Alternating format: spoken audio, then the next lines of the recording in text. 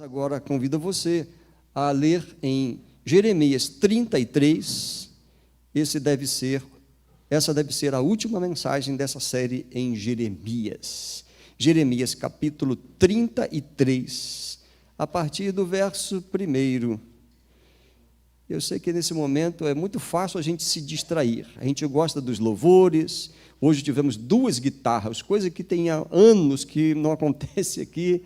Tivemos aqui belas canções de exaltação ao Senhor, gostamos desse momento. E, às vezes, no momento da palavra, distraímos. E aí eu desafio você a ficar agora com a sua atenção bem ligada na palavra de Deus e na meditação que faremos dela. Jeremias 33, a partir do verso 1, tem aí algumas promessas de Deus, e nós vamos falar acerca disso nesta noite. Quando Jeremias ainda estava encarcerado no pátio da guarda, a palavra do Senhor veio a ele pela segunda vez, dizendo: assim diz o Senhor que faz estas coisas, o Senhor que as forma para as estabelecer. Senhor é o seu nome. Chame por mim e eu responderei. Eu lhe anunciarei coisas grandes e ocultas que você não conhece.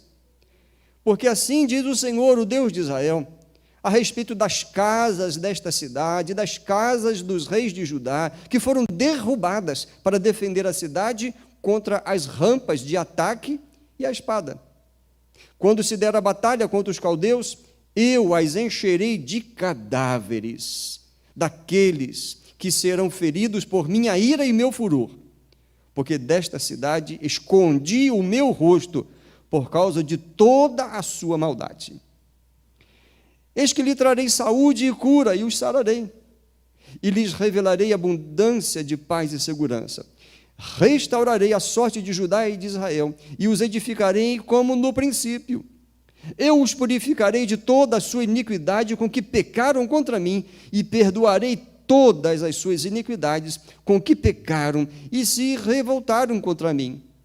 Jerusalém será para mim um motivo de fama, louvor e glória entre todas as nações da terra que ouvirem todo o bem que eu lhes faço. Temerão e tremerão por causa de todo o bem e por causa de toda a paz que eu lhe dou. Assim diz o Senhor, neste lugar, vocês dizem que está deserto, sem pessoas e sem animais. Nas cidades de Judá e nas ruas de Jerusalém, que estão arrasadas, sem pessoas, sem moradores e sem animais, ainda se ouvirá o som das festas e da alegria, a voz do noivo e a voz da noiva, e a voz dos que cantam: deem graças ao Senhor dos exércitos, porque Ele é bom, porque a sua misericórdia dura para sempre. Também se ouvirá a voz dos que trazem ofertas de ações de graças à casa do Senhor, porque restaurarei a sorte da terra, como no princípio, diz o Senhor. Assim diz o Senhor dos exércitos: ainda neste lugar, que está deserto, sem pessoas e sem animais, e em todas as suas cidades haverá moradas, onde pastores farão repousar os seus rebanhos. Nas cidades da região montanhosa, nas cidades de Cefelá, nas cidades do sul, na terra de Benjamim, nos arredores de Jerusalém e nas cidades de Judá, ainda passarão os rebanhos pelas mãos de quem os conte, diz o Senhor. Deus abençoe essa palavra e nos dê entendimento nesta hora. Amém, queridos? Tome o seu lugar, assente-se. O texto continua, farei menção depois, porque as promessas estão em evidências aqui nesse texto. Nessa última mensagem da série de Jeremias, desejo lhes falar, meus queridos irmãos, sobre as amoráveis promessas de Deus. Amoráveis, amorosas, as doces, as imerecidas promessas de Deus, provas do seu amor. Queridos, o quadro que aqui está sendo traçado nesses textos é um quadro que vai partir de desolação, de tristeza, de derrota, de destruição, para um quadro maravilhoso, para um belo fim. É como uma história que mistura drama e amor. As coisas parecem que vão para um caos, para um término ruim, mas de repente a coisa termina de uma forma inesperada, para cima.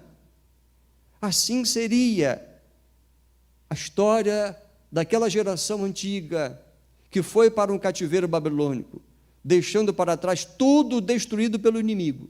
Era tempo da dominação do Império Babilônico. Aos poucos, todo aquele povo foi sendo dominado, muitos morreram, e finalmente Jerusalém, a grande Jerusalém, a capital do povo de Deus, e o maravilhoso templo, tudo em ruínas. Chegaram ao momento em que precisavam até desmanchar as suas casas, palácios dos reis, para fortalecer as defesas da cidade, porque uma das estratégias no cerco era, aos pouquinhos, demolir os muros e arranjar uma fresta, um espaço para então invadir. Como os muros estavam começando a serem derrubados, forçosamente, a estratégia foi derrubar casas e palácios para voltar a fortalecer os muros que estavam sendo dominados. Dentro da cidade, o que Deus havia dito é que a ira de Deus permitiria que o inimigo ali chegasse e dominasse com muitas mortes. E por que isso? O texto já disse, vou enfatizar no momento oportuno. Mas num quadro como este, será se ainda haveria esperança? Será se ainda haveria oportunidade de se ter sonhos? E sonhos normalmente passam por constituir família, fazer negócios, comprar campos, propriedades, ter filhos, prosperar. Será se ainda será possível ter esse tipo de sonho como família ou como nação? E a resposta é sim, porque Deus, nesse texto e em tantos outros, Ele faz promessas que de fato são amoráveis, cheias de amor, sem merecimento da nossa parte. Então, nessa última mensagem da série de Jeremias, nós falaremos e focaremos nessas promessas de Deus. E essas promessas demonstram o seu inigualável e grandiosíssimo amor. A comunidade que retornaria do cativeiro gozaria dessas grandiosas bênçãos que são aqui enumeradas, bênçãos essas prometidas por Deus. Volto a perguntar, será que ainda poderiam vislumbrar alguma mudança, novos sonhos? Em algum momento da sua vida, talvez nesse exato que você esteja vivendo, será se você está assim pensando, eu gostaria de ter novos sonhos, será se ainda há tempo? Será se eu ainda posso voltar a sonhar e a ter grandes realizações? Eu posso voltar a esperar de Deus alguma mudança? A situação a que cheguei? E a resposta é sim, porque é da vontade de Deus dar-nos vida, esperança, vida abundante, alegria.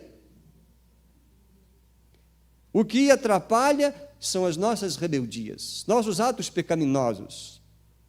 Irmos contra o ensinamento de Deus. Isso atrapalha e impede o agir de Deus em nossa vida e na nossa situação. Será que nós também, em nossa pecaminosidade e rebeldia, muitas vezes, podemos ter alguma expectativa de perdão e mudança? A resposta é sim. A resposta a isso está no verso 3, um versículo muito conhecido, citado, que às vezes nós o isolamos do contexto. Mas aqui, o verso 3, Deus está dizendo, chame por mim. Nas versões mais antigas diz, clama a mim e responder-te-ei, anunciar-te-ei coisas grandes e firmes que não sabes. O quadro que está aqui sendo colocado poderia levar a esse tipo de pergunta. Há esperança? E Deus é quem dá a resposta. Não é um achismo de um homem, do profeta, de um sacerdote, é o próprio Deus que responde. Na minha versão NAA diz, chame por mim, e eu responderei, eu lhe anunciarei coisas grandes e ocultas que você não conhece. Uma outra versão diz, pergunte-me, e eu lhe contarei coisas maravilhosas, segredos que você não sabe a respeito do que está por vir. Deus não anunciou apenas a destruição de Israel. Deus não anunciou apenas a dominação do inimigo. Deus não anunciou apenas que as cidades de Judá seriam todas elas colocadas abaixo e não ficaria ali ninguém. Seria aquelas cidades, toda aquela região dominada por animais selvagens. Deus disse que haveria uma mudança radical, porque aqueles que ele estava permitindo, enviando para o cativeiro, era para a cura deles, do mal espiritual, da rebeldia, do apego ao mundo e ao pecado, para o tratamento, e principalmente a razão de serem levados para o cativeiro, é porque haviam profanado o nome do Senhor. Deus que cuidou, que proveu, que defendeu, deu terra, estava sendo trocado. A adoração, em vez de ser exclusiva para o Deus eterno e santo, estava sendo compartilhada e dada às outras divindades dos povos pagãos ao redor. E trouxeram para dentro do lugar santo, que era o templo, todo tipo de idolatria. E aquilo profanou o nome do Senhor. E Deus permitiu, então, que o inimigo viesse, destruísse tudo. E as nações ao redor começaram a dizer: mas que Deus é esse que permitiu que o seu povo fosse dominado e destruído? Que Deus é esse? A fama de Deus não estava boa perante as nações. Isso é profanar o nome de Deus. Mas Deus não deixaria assim. Ele estava aqui dizendo a Jeremias, para ele comunicar para o povo, tanto os que estivessem no cativeiro, quanto o pouquinho de gente que ficou, tomando conta dos campos. Deus estava dizendo: tenho promessas para vocês. E vocês sabem que as promessas não foram para aqueles que me amam, para aqueles que não se venderam, para aqueles que não adulteraram espiritualmente. Ele estava dizendo para todos os que se arrependessem, porque não tinha um inocente, não tinha um que não fosse pecador. É essa nota de esclarecimento que preciso fazer aqui nesse início, baseado no verso 5. A prova de que as promessas de Deus são amoráveis, as promessas de Deus provam que Ele nos ama, é que nós jamais merecemos de Deus coisa alguma. Diz aí o verso 5, que eu escondi o meu rosto dessa cidade. A sua maldade é grandíssima. Escondi o meu rosto. Foi por causa de toda a sua maldade que escondi o meu rosto e permiti que Jerusalém estivesse cheia de cadáveres. Imagine uma cidade cheia de cadáveres. Que horror! Certamente Deus não estava ali, a bênção dele não estava ali. Mas por que Deus permitiu isso? Por causa das muitas maldades. Isso está repetido. A minha ira e o meu furor foi por causa das maldades. Fizeram com que eu escondesse o meu rosto de todo o meu povo. Em uma palavra, profanação. Profanaram o nome de Deus. Eu não estou aqui dizendo para vocês que estamos estudando a história de Israel num período de destruição e cativeiro. Eu estou falando aqui da nossa condição diante de Deus. Deus está dizendo: apesar dos seus pecados, não deixei de amá-los. Não deixei de amar o meu povo. Não deixei de amar o ser humano. E a prova são as minhas promessas. Toda promessa de Deus é um ato de amor, é uma prova de amor. Porque da nossa parte não há mérito algum. Que promessas são essas? Quero ainda, de forma introdutória, dizer que vemos aqui no texto promessas de restauração. Primeiro, restauração do povo, depois, restauração da terra. Sim, porque a terra também ficou assolada. Onde não há gente, ali cresce o mato, os animais selvagens tomam conta, não há vida, não há cultivo, não há cuidado. E Deus está dizendo que Ele restauraria o povo e restauraria a terra que Ele havia dado ao seu povo. Restauração do povo, está aí nos versos 6 a 8. Ele fala aqui que daria saúde e cura. Eis que trarei saúde e cura, eu os sararei. Darei a vocês saúde e curarei vocês das pestes, das enfermidades e, em especial, dos seus corações adoecidos. Eu darei paz e segurança, porque é um povo que está dominado, cercado, sem liberdade para ir e vir, um exército já enfraquecido, sem liderança. Um povo assim fica tomado de medo, de desespero. Imagina, o inimigo chega do lado de fora da sua casa, dos muros da sua casa, e começa a fazer ameaça, e joga pedra, e acende tocha, eu vou incendiar a sua casa. Dentro da casa, como é que se fica? Tomado de pavor, medo, né? Mas Deus está dizendo que vai restaurar o povo, dando paz e segurança, não mais permitir que eles sejam um povo vulnerável, tomado pelo terror, pelo medo, pelo pavor. Mas Deus promete dar ao povo novamente paz e segurança. Não mais guerra, não mais ameaça de inimigo, mas segurança. E a principal garantia da segurança é o próprio Deus presente. O Deus na vida, o Deus no centro da adoração, no centro das decisões. Deus promete restaurar o povo, dando novamente propósito de vida, porque diz o texto, como no princípio eu farei. Isso é restaurar o propósito para o qual se existe, tanto o povo de Israel, quanto o ser humano. Qual o propósito de existirmos? Falamos disso dias atrás, não é verdade? Deus restaura o propósito da nossa existência. Vivemos para Ele, para estarmos com Ele, vivemos com Ele, experimentamos de um relacionamento de amor eterno com Ele, e enquanto aqui neste mundo, darmos testemunho dEle, do Deus único e verdadeiro que nos salva em Cristo Jesus. Muitos perdem isso, por causa de muitas situações, não cabe nesse momento enumerá-los, mas tem gente que fica no meio do caminho, perde a referência. E é sintomático quando a pessoa começa a deixar e abandonar o ajuntamento do povo de Deus para a adoração. Isso é sintomático.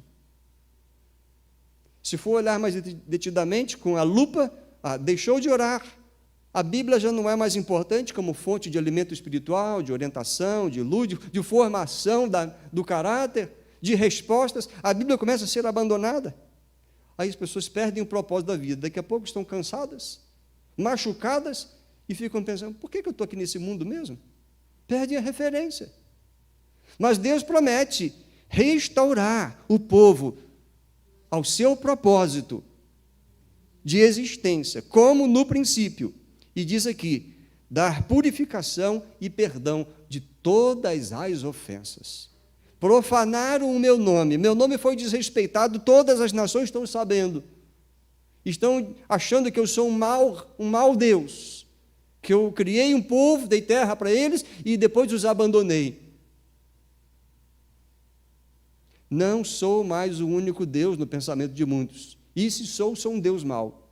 A fama que muitos tiveram do Deus de Israel foi essa. Mas Deus está dizendo, eu vou provar que eu amo vocês, eu vou restaurar isso, vocês vão entender finalmente que eu sou o soberano, o Senhor. Essa é uma expressão que aparece repetidamente, tanto em Jeremias, como em Ezequiel, que acabamos de ler no nosso plano de leitura anual. E saberão que eu sou o soberano, o Senhor, eu sou Deus.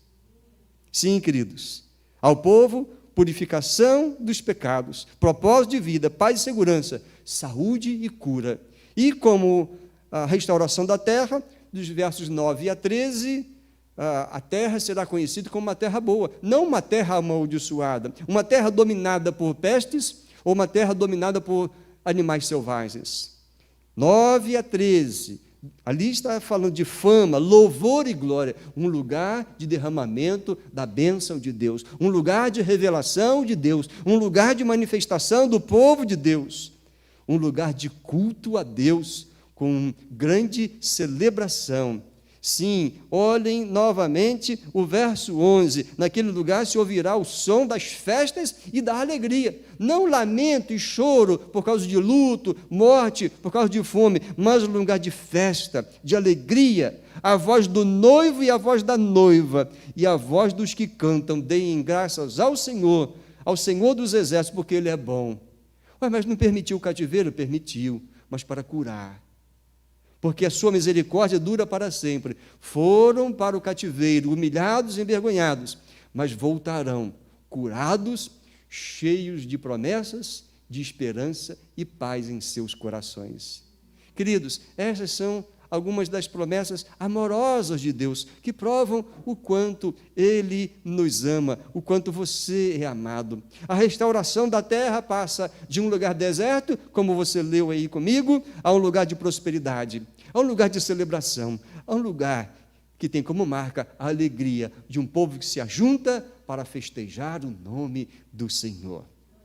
Queridos, de alguma forma, o que fazemos aqui, de alguma forma, essa era a nossa situação longe de Deus, na rebeldia, na nossa pecaminosidade.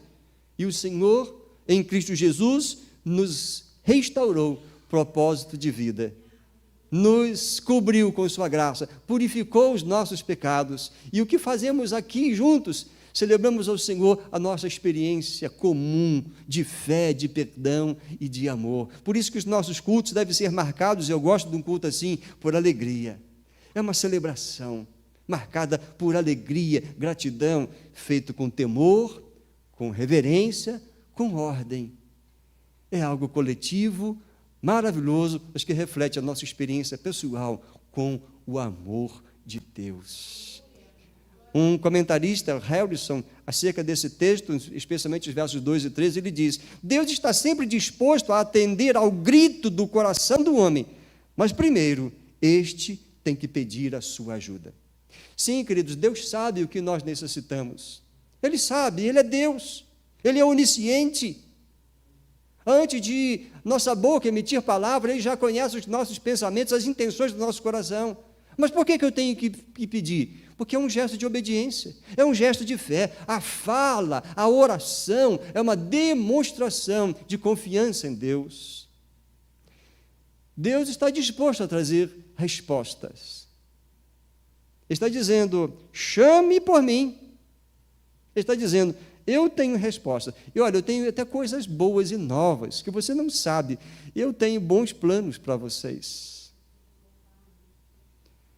Eu tenho receio de que muitos hoje, volto a dizer, por causa dessa correria do mundo moderno, não estejam tirando tempo para falar com Deus e nem para ouvir Deus. Talvez esteja aí a resposta, a explicação para muitos doentes emocionais e até físicos, mas principalmente porque há tantos espiritualmente fracos. É necessário pedir, falar, confessar, suplicar, confessar principalmente. Você já chamou Deus para restaurar a sua vida, quem sabe restaurar o casamento, restaurar o seu coração, restaurar a sua saúde, restaurar a sua condição financeira? Você já chamou por Deus e disse, Senhor, olha a situação em que eu estou, em que eu me envolvi ou que fui levado. Senhor, estou aqui pedindo, ajuda-me, restaura-me. Ele sabe, mas Ele diz que nós devemos pedir, mas pedir humildemente, reconhecendo que não é mérito em nós. Quando falamos das amoráveis promessas de Deus, estamos falando que Deus promete restauração. Mas Ele também fala, a partir do verso 14, Ele fala da promessa de uma nova linhagem. Claro que Ele está falando aqui, então, no sentido geral para nós, uma linhagem nova espiritualmente falando. Mas para o povo, como nação, povo de Israel, ele fala lá de uma nova linhagem por meio do descendente de Davi. Verso 14, ele diz, eis que vem dias, diz o Senhor, em que cumprirei a promessa. Olha aí falando de promessa, né? Cumprirei a promessa que fiz à casa de Israel e à casa de Judá, separando aqui os dois grupos que a nação havia se dividido. Historicamente, o reino do norte, Israel, o reino do sul, Judá. Aqui Deus está dizendo que tem promessa para juntar esses dois grupos que se dividiram. Verso 15, naqueles dias e naquele tempo farei brotar a Davi um renovo. Nessa minha tradução e versão, o renovo está com R em maiúsculo. Você sabe por quê? Porque aqui é uma promessa messiânica. Aqui fala acerca de Jesus, de uma nova linhagem de pessoas tementes a Deus, de filhos de Deus, através daquele que enviaria, Jesus. Naqueles dias e naquele tempo, farei brotar a Davi um renovo de justiça, e ele executará o juízo e a justiça na terra.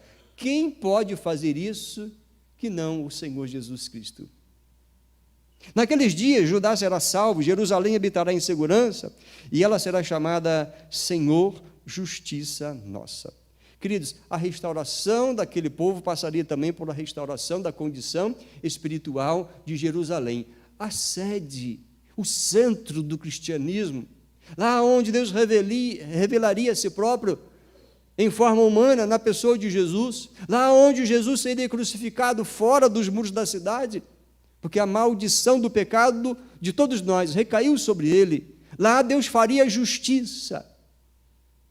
A alma que pecar morrerá, mas a alma que crer em meu Filho, meu enviado como Salvador, e se lavar no sangue dele, eu vou fazer a justiça. Vou dizer, este eu aceito de volta para mim, e é justo. E os que não querem meu Filho, arquem com as consequências dos seus pecados. Isso não é justiça? Justiça de Deus, justiça amorosa de Deus. Deus fez justiça, puniu o pecado em Cristo Jesus, e agora é justo que aqueles que creem em Jesus recebam dele perdão, vida nova, uma nova linhagem, participam do novo povo que vive em aliança com ele. Uma nova linhagem. Olha, a igreja é a expressão dessa nova linhagem na face da terra. A igreja é a noiva de Jesus. Aqui o texto falou de a voz do noivo e da noiva. Posso dizer aqui que é quase um ato profético no Antigo Testamento daquilo que significaria a união de Jesus e a soma daqueles que receberam Jesus, a igreja, a noiva, a qual ele irá buscar para estar com ele para todo sempre. Eu estou nessa lista, você está? Não sei se ouvi a voz de todos, mas seria tão bom que você também dissesse com toda convicção, amém. Eu reconheço que essa promessa de Deus mostrou o amor dele e eu recebi, sem mérito algum, essa promessa dele, porque Deus prometeu uma nova linhagem. A restauração da linhagem de Davi aponta para o rei perfeito, porque Davi foi considerado o maior rei de Israel. E Deus havia prometido, Davi, você terá sempre um descendente reinando. Mas acontece, queridos, que aqui não falou dos filhos, netos e bisnetos simplesmente de Davi. Os filhos de Davi até lutaram para o lugar do seu pai. Mas aqui está falando do descendente, humanamente falando, perfeito, que é Jesus Cristo, que como ser humano descendeu de Davi, assim como descendeu de Abraão. Promessa de Deus. A linhagem aqui de Davi, aqui apontada, apontou para este renovo, este que seria o rei perfeito, que governaria com poder, justiça e amor. É assim que Jesus quer exercer o governo no seu coração, mas ele só vai exercer se você permitir, se você convidar. Eu sei que a grande maioria aqui já desfruta disso, já entende isso, já crê, mas nem todos. Mas por quê? Qual é a vantagem de viver nesse mundo sem o governo de Jesus? Sem ser guardado pelo nome de Jesus, sem ser coberto pelo poder do seu sangue e sem o abrigo do seu nome. Qual é a vantagem de viver aqui nesse mundo pecaminoso que espera um juízo de Deus, sem ter a cobertura do Senhor Jesus? Há uma nova linhagem, uma linhagem espiritual de filhos de Deus por meio de Cristo Jesus. Foi o que Deus prometeu. Já estamos vendo em nossa cidade enfeites natalinos. Isso me faz lembrar de Lucas, cena natalina. Lucas capítulo 1, quando o anjo aparece a Maria, versos 30 a 33, Lucas 1, 30 a 33, vejam só o que é dito aqui para relembrarmos. Mas o anjo lhe disse, não tenha medo, Maria, porque você foi abençoada por Deus, você ficará grávida e dará à luz um filho, a quem chamará pelo nome de Jesus. Este será grande, será chamado Filho do Altíssimo. Deus, o Senhor, lhe dará o trono de Davi, seu pai. Veja que então, nesse momento, Deus está cumprindo a promessa que havia feito lá para Davi, e que Jeremias está lembrando e trazendo esperança ao povo de Israel que seria restaurado. Deus está dizendo: lhe daria o trono de Davi, ele reinará para sempre sobre a casa de Jacó, e o seu reinado não terá fim. Esse texto, então, de Jeremias, nesse ponto que fala do renovo, é uma promessa do Salvador, é uma promessa de Jesus, e em Jesus participamos, então, de uma nova linhagem e de um relacionamento de amor eterno com Deus. Sim, queridos, o verso 15 falou desse renovo, assim como falou de Jerusalém, promessas para a cidade destruída, incendiada, muros derrubados, o templo destruído. Jerusalém será novamente conhecida como o lugar em que Deus revelaria ser o Senhor, a justiça nossa. Ali Deus fez, por meio de Jesus, a justiça e revelou o seu grande amor. A obra da redenção foi executada em Jerusalém. Ali o Senhor Jesus revelou ser o Salvador, o Messias prometido. Ali um povo foi formado. Ali nasceu a igreja. Um novo povo foi feito por meio da fé no sacrifício de Jesus, que foi feito em Jerusalém, fora dos muros. Um novo povo se formou, a igreja. Você faz parte dessa nova linhagem? Uma linhagem prometida por Deus? Se você não faz, o que impede? Rompa com toda a ação pecaminosa. Se está difícil, peça ajuda ao Senhor, peça libertação e venha fazer parte dessa nova linhagem, porque é a única forma de se ser absolvido no dia do juízo final. O pecado é coisa séria. Mas é um pecadinho, uma coisa à toa, só afeta a mim. Pecado é ofensa contra Deus, não importa as consequências disso, se é só em você, mas todo pecado ofende a Deus. Todo pecado é uma profanação do nome de Deus, e Deus quer trazer a imagem, o nome dele para a nossa vida. Se eu não trato bem a minha própria vida, o corpo que deve ser a habitação do Espírito Santo de Deus, estou profanando o nome de Deus, e isso tem séria consequência. Mas Deus tem promessa para o arrependido, e em Cristo Jesus tudo muda. Quero mencionar uma pequena lista de 4 promessas amoráveis de Deus no texto. Promessas que provam o quanto Ele nos ama. Dos versos 20 a 22, ele fala de uma nova promessa, a aliança nova. A aliança. Você sabe a importância de aliança? Claro que você sabe, especialmente os casados, ou os que estão noivos, sabe de que isso é um compromisso de exclusividade, um compromisso sério. Ora, se aliança no mundo dos homens é algo importante, sério, imagine a aliança com Deus. Mas observe comigo o texto que não lemos, faço agora a leitura, versos 20 a 22, assim diz o Senhor: se vocês puderem invalidar a minha aliança, como o dia, se vocês puderem invalidar a minha aliança com o dia e a minha aliança com a noite, de tal modo que não haja nem dia nem noite a seu tempo, então também poderá ser invalidada a minha aliança com Davi, meu servo, para que ele não tenha filho que reine no seu trono. Também poderá ser invalidada a minha aliança com os sacerdotes, levitas, meus ministros. Como não se pode contar o exército dos céus, nem medir a areia do mar, assim tornarei incontável a descendência de Davi, meu servo, e os levitas que ministram diante de mim. Deus está dizendo: será se é possível não haver noite e dia como Deus estabeleceu? Impossível, porque Deus estabeleceu as suas leis da física. Assim como é impossível Deus quebrar esta aliança física que separa noite e dia, depois do dia vem a noite, depois da noite vem o dia. Também Ele está dizendo que a minha aliança que eu vou fazer com a casa de Davi, com seus descendentes, essa aliança é inquebrável. É uma aliança eterna. É uma aliança inquebrável da parte de Deus. Sim, queridos, essa é uma grande promessa do amor de Deus, fazer uma nova aliança.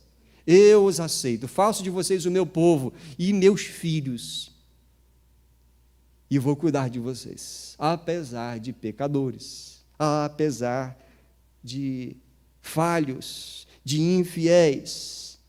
No capítulo 32, o verso 40, diz lá o seguinte: farei com eles uma aliança eterna, segundo a qual não deixarei de lhes fazer o bem, porei o meu temor no coração deles, para que nunca se afastem de mim. No que depender de Deus, a aliança será sempre mantida. E essa aliança inclui, como foi dito aqui, cuidado. Um relacionamento de amor eterno. Aliança, queridos. Deus faz aliança com quem se volta para Ele em arrependimento e fé. O contexto aqui é: vai para a Babilônia, ficarão lá, e lá vocês reconhecerão o quanto erraram, e bastariam permanecer fiéis a Deus, testemunhando dEle, vivendo em obediência a Ele. Se vier o inimigo, vamos confiar em Deus, Ele nos dará a vitória.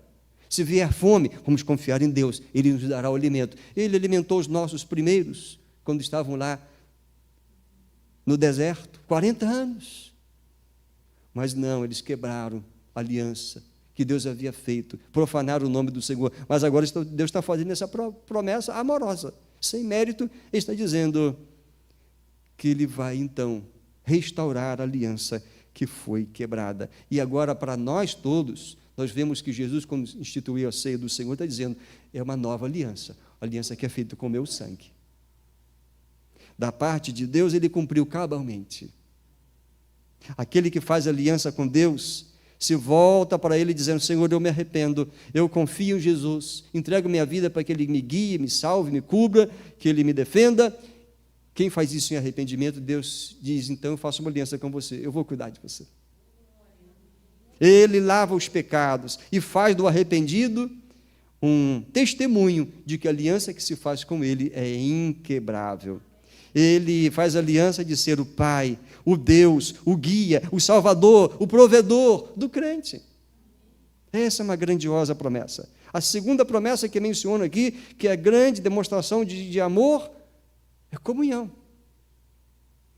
O que foi quebrado por causa das muitas maldades, por causa dos pecados, o relacionamento quebrado seria restaurado. Os versos 24 e 26 diz: você notou o que esse povo está dizendo? Estão dizendo que as duas famílias que o Senhor escolheu, essas Ele rejeitou. As duas famílias, está falando aqui, vai mencionar daqui a pouco, tanto Israel quanto Judá, ou tanto Davi quanto Jacó. Aliança quebrada, relacionamentos rompidos, agora fala exatamente isso. O povo está dizendo: agora não tem mais jeito. Como voltar a ter relacionamento com Deus? Assim desprezam o meu povo ao ponto de não considerá-lo mais uma nação. Mas Deus está dizendo: não, isso não vai ficar assim. O verso 26 diz o seguinte: então também, se for possível mudar as leis dos céus e da terra, então também rejeitaria a descendência de Jacó e Davi. Mas eu não vou fazer isso. Não vou fazer isso. A descendência de Abraão, Isaque e Jacó, eu restaurarei a sorte desse povo, e deles me compadecerei. O que é compadecer? É mostrar com ações práticas o amor. Desculpa a redundância.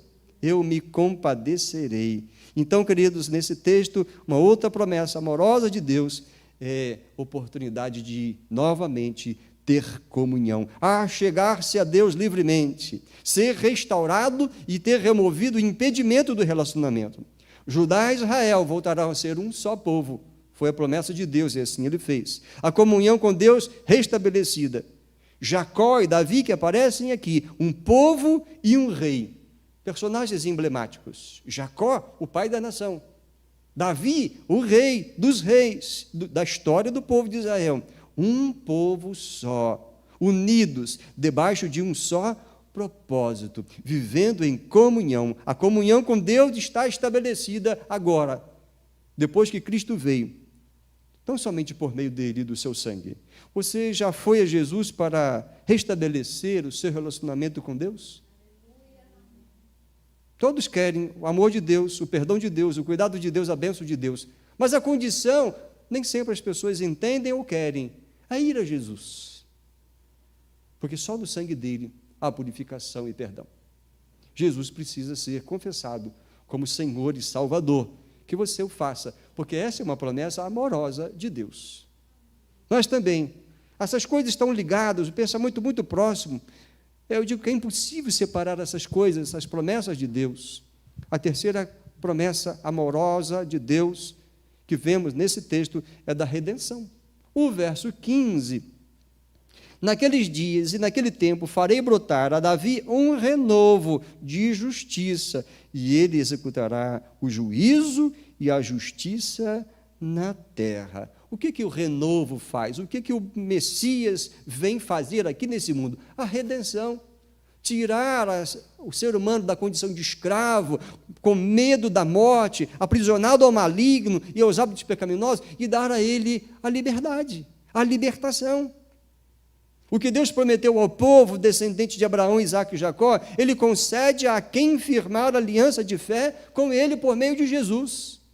Libertação. Você vive profanando o nome de Deus com a sua vida, com a sua boca? Se você vive profanando o nome de Deus com uma vida impura e pecaminosa, você não consegue lidar com as suas mazelas, com os seus hábitos pecaminosos, você vive escravo de culpa e com medo do juízo de Deus por causa dos seus hábitos pecaminosos, sabe o que você precisa? De redenção. E Deus promete dar isto por meio do seu enviado, que é Jesus. Você precisa de redenção. Reincidentemente, nos mesmos hábitos pecaminosos, só o Senhor Jesus pode redimir você, libertar você. E Ele já pagou o preço para tirar você da escravidão, que é com a vida dEle, com o sangue dEle. Você precisa de Jesus. A redenção agora que Deus estabeleceu é tão somente por Jesus. Deus prometeu amorosamente redenção. E Ele dá a quem vai até Ele, na pessoa de Jesus. Por isso que a última coisa que precisa ser mencionada aqui, bem próxima e resultado disso tudo, é a promessa da restauração. Verso 7 e o verso 26, nesses versos aparece exatamente a expressão de Deus, o verbo restaurar. Restaurarei. É a promessa que Deus faz. E no verso 22 ele diz: tornarei incontável a descendência de Davi. Um povo que diminuiu muito a quantidade. Muitos morreram dentro da cidade, muitos morreram nas guerras, muitos morreram no cativeiro, muitos morreram nas diversas situações por causa dos seus pecados. Mas houve um grupo que Deus poupou, que Deus preservou e lhes devolveu não só a terra, mas lhes devolveu a dignidade, o respeito, lhes devolveu a terra. Como vimos aqui no início da mensagem, a restauração da terra. Deus lhes devolveu a condição de um povo santo. E quando fala da restauração, inclui todo o ser humano. O ser humano por completo. No verso 6, ele dá saúde espiritual. Os verbos que aparecem ali, fala de curar e sarar, mas aqui não está restrito ao físico. Aqui fala da mente, uma nova mentalidade, das emoções, não mais medo e vergonha. Aqui fala de uma salvação completa, principalmente da condição espiritual. Libertos por Deus, restaurados à condição de povo de Deus. Restaurarei a saúde espiritual, restaurarei a paz interior e a paz com Deus. Essa expressão aparece ali também. Paz e segurança. Está no texto que nós lemos. A restauração da paz com Deus, não medo de partir desse mundo e ter que comparecer perante o trono de Deus. O Senhor restaura isso em Cristo Jesus, porque Ele diz: deixa-vos a paz, a minha paz vos dou. Nenhuma condenação há para os que estão em Cristo Jesus, disse o apóstolo Paulo, Romanos 8. Não, nenhuma condenação. Então o Senhor promete restaurar a saúde espiritual, a paz no coração, a segurança. E agora nem a morte e nem o maligno podem arrebatar das mãos do Senhor os que foram a Ele, aqueles que o Senhor Jesus recebeu do Pai. Palavra de Jesus em João 10, 29. Olha só se essa palavra de Jesus não é digna de confiança para termos em nosso coração e descansarmos. Ele diz: aquilo que meu Pai me deu é maior do que tudo, e da mão do Pai ninguém pode arrebatar. A salvação que Jesus dá é maior do que tudo. Você precisa crer que a maior coisa que você precisa ter é a salvação em Cristo Jesus. Não é um bom nome, uma grande família, uma boa aposentadoria, um lindo patrimônio.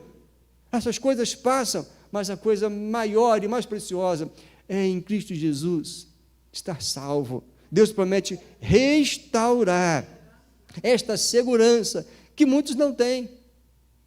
Não, a morte não vai nos destruir, ela vai nos levar até o Senhor. Não, o maligno não vai nos destruir, o maligno será vencido, porque se nós nos humilharmos diante do Senhor, nos sujeitarmos a Deus, nós vamos dizer ao inimigo: não, Jesus é o meu Senhor, e Ele já me comprou, eu sou dele e Ele me guarda. Louvado seja o nome do Senhor. Sim, queridos, ao final desta mensagem, quando estou falando das amoráveis promessas de Deus, estamos falando dessas 4. A lista não está completa, obviamente. Estamos falando que a promessa de Deus é de aliança nova, é de comunhão com Ele, é redenção e é restauração.